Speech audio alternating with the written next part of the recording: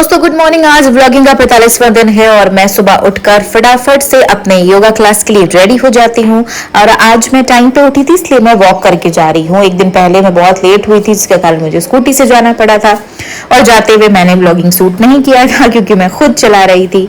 तो मैं फटाफट से योगा क्लास के लिए निकल गई और आज भी बारिश का मौसम बना हुआ है।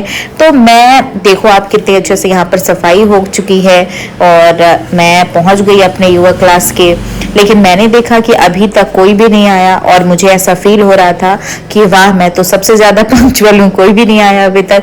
फिर योगा क्लास की शुरुआत हो गई और योगा में आज बहुत ज्यादा मजा आया, बहुत ज्यादा स्ट्रेचिंग करवाया गया और अभी भी एक अंकल की करवा रहे हैं।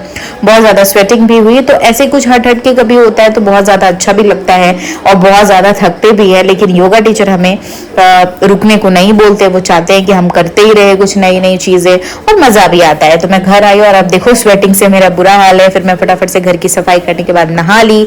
नहाने के बाद बहुत ज्यादा फ्रेश फील हो रहा था क्योंकि बहुत ज्यादा स्वेटिंग हुई थी।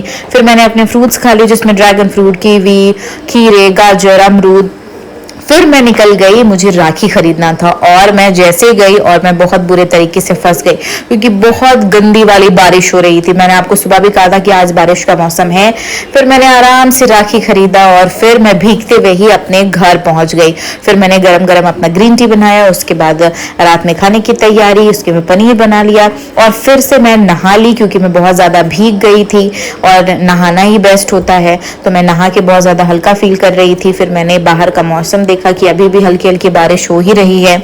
फिर डिनर करने के बाद हम चले गए अंकल आंटी के पास नीचे। फिर हमने लूडो खेला, ऊनो भी खेला और बहुत ज्यादा मजा आया। फिर मैं अपने रूम आ गई और फिर सोने की तैयारी। कल मिलेंगे फिर नई व्लॉगिंग के साथ दोस्तों। Bye bye, good night.